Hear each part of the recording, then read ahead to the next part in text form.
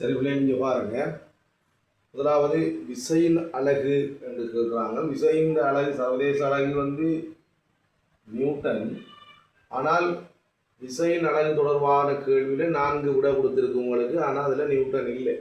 அப்போ அவங்க என்ன செய்கிறாங்க என்றால் அடிப்படை அலகு சார்பாக, அதாவது விசை சமன் திணிவுதர ஆர்முடுகள்.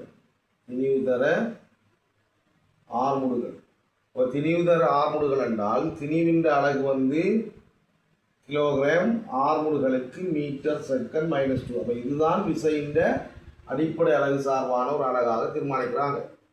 விசை வந்து என்ன கணியம்? அதுவும் தெரிஞ்சிருக்கணும். காவிக்கணியம். ஏன் காவிக்கணியம் என்று சொல்லப்படுது? அதுவும் தெரிஞ்சிருக்கணும். பருமனும் திசையும் கொண்டிருக்கிற கணியம் காவிக்கணியங்கள். இன்னும் நிறைய இருக்குது. இடப்பெயர்ச்சி இருக்குது, வேகம் இருக்குது, நிறை இருக்குது. காவிக்கணியம் இதெல்லாம் காவிக்கணியங்களாக இருக்குது. அடுத்தது வைரஸ் தொடர்பான கேள்வியில் வைரஸ் வந்து உயிருள்ள உயிரற்ற இயல்பு ரெண்டையும் காட்டக்கூடியது. உயிர் உள்ள இயல்பையும் உயிரற்ற இயல்பையும் காட்டக்கூடியது. உயிர் உள்ள என்றது அற்ற இயல்புகளை காட்டக்கூடியது வைரஸ் வந்து. இருவழிப்பார்வை வைரஸ் வந்து இலத்திர நூற்காட்டியால் மட்டும்தான் அவதானிக்கலாமா? அதை தெரிஞ்சு வச்சு கொடுங்க. இருவழிப்பார்வை மனிதன் மட்டும் இல்லை, குரங்கு, தேவாங்கு, இந்த குரங்கு தேவாங்கு மனிதன் எல்லாம் இருவழி பார்வை தான். மனிதனுக்கு குரங்கு பேசுகிறாங்க, தேவாங்கன்று பேசுவாங்க. ஒரு ஒற்றுமை இருக்குது நமக்கு எல்லாருக்கும் இருவழி பார்வை. அடுத்தது சோடியம். பாருங்க, சோடியம் வந்து 11 கீழே அணுவன் வரும், மேலே இருக்கிறது திணிவன் 2 பேரும், அணுவனும் திணிவன். இந்த அணுவன் வந்து என்னதுக்கு சமன்? கருவில் இருக்கிற புரோத்தன்களின் எண்ணிக்கைக்கு சமன். அல்லது புரோத்தன் என்னத்துக்கு சமனாக இருக்கும்? இலத்திரன்களின் எண்ணிக்கைக்கு சமனாக இருக்கும். புரோத்தனும் இலத்திரனும் சமனாக காணப்படுகிறது அணுவில். சரியா? அப்போ இது அணுவன். இது புரோத்தன் என்று சொல்றது எண்ணிக்கை அணுவனை குறிக்கிறது. 11 அணுவன். அதாவது புரோத்தன் எண்ணிக்கை கேட்டாலும் 11, இலத்திரன் எண்ணிக்கை கேட்டாலும் 11, அணுவன் என்று கேட்டாலும் 11. இப்போ மேலே இருக்கிறது திணிவன். இது திணிவனை குறிக்கின்றது. திணிவன்ல இருந்து, அதாவது 23 திணிவன்ல இருந்து அணுவன் 11 கழிச்சா வார 12 தான் நியூட்ரன். சரியா பிள்ளைகள்? அப்ப நியூட்ரன் வந்து ஏற்றம் இல்லை, புரோத்தன் வந்து நேரேற்ற முடியாது, இலத்திரன் வந்து மறையேற்ற முடியாது. புரோத்தனை யார் கண்டுபிடிச்சது? ஏன்னா சதபோட் கண்டுபிடிச்சது, இலத்திரனை கண்டுபிடிச்சது ஜே தோம்சன், இந்த நியூட்ரன் சர்பிக் கண்டுபிடிச்சது. அதுகளும் தெரிஞ்சு வச்சுக்கொள்ளுங்க. சரி, அடுத்தது வந்து தாவர வளர்ச்சி பதார்த்தம். தாவர வளர்ச்சி பதார்த்தங்கள் வந்து ஒட்சின் என்ற இயற்கையானது மட்டும் கதைப்போம். ஒட்சின் இருக்குது, சைட்டோகைனின் இருக்குது, ஜிபரலின் இருக்குது,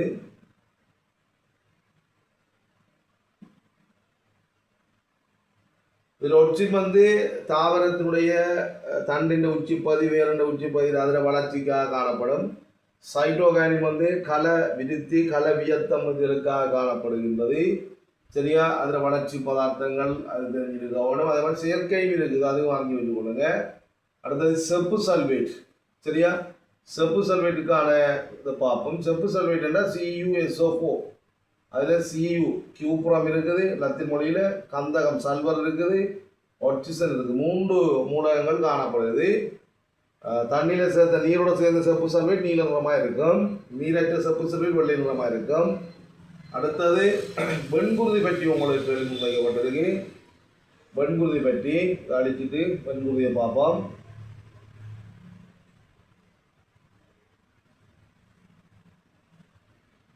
இப்போ வெண்குருதி வந்து 2 வகையாக பிரிக்கப்படுது. ஒன்று சிறுமணி கொண்டவை என்றும் சிறுமணி அற்றவை என்றும் பிரிக்கப்படும். அதில் 3 இருக்குது.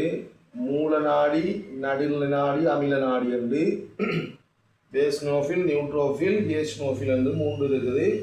சிறுமணி அற்றவையில் வந்து ஒற்றை குழியம் நிணநீர் குழியம், சில ஒற்றை குழியம் இரட்டை குழியம்னு சொல்லுவாங்க. அது இல்லை, ஒற்றை குழியம் நிணநீர் குழியம் என்று சொல்லி 2 பகுதி இருக்குது. அதில் வந்து பொதுவாக உங்களுக்கு வந்து வெண்குருதி வந்து பிறபொருள் எதிரிகளை உருவாக்கி அழிக்கக்கூடியதாக இருக்கு. சரியா? அதாவது கிருமி கொட்டுக்கள் என்று சொல்லக்கூடியது நுண்ணீர் கொல்லிகளாக தொழிற்படும். நம்ம உடலில் வார பிற பொருள் எதிரிகளை அழிக்கிறதுக்கான ஒரு செயற்பாட்டில் வெண்குருதி செயற்படுது. இந்த இருக்கிற மூலகங்களை பாருங்க, சேர்வைகளை H2S hydrogen sulphide, CH4 methane உயிர்வாயுன்னு சொல்றது எரியக்கூடியது, CO2 தகன துணை இழி கார்பன் ஆக்சைடு. ஆரம்ப காலத்தில் பூமி உருவாகிற நேரம் உருவாகிய வாயுக்கள். இது இப்படிதான் ஒட்சிஜனை உருவாகிருக்கு. ஆரம்பத்தில் ஒட்சிஜன் இருக்கல்ல. அடுத்தது சுதேச இனம் என்று சொல்லப்படுது. சுதேச இனம் என்பது ஒரு குறித்த பிரதேசத்து குறித்தானது. அப்படின்னா இலங்கை குறித்தானது போல இலங்கை குறித்தான குரங்கு இருக்குது, இலங்கை குறித்தான மீன் இருக்குது, இலங்கை குறித்தான செவுடல் பூங்குயில் இருக்குது.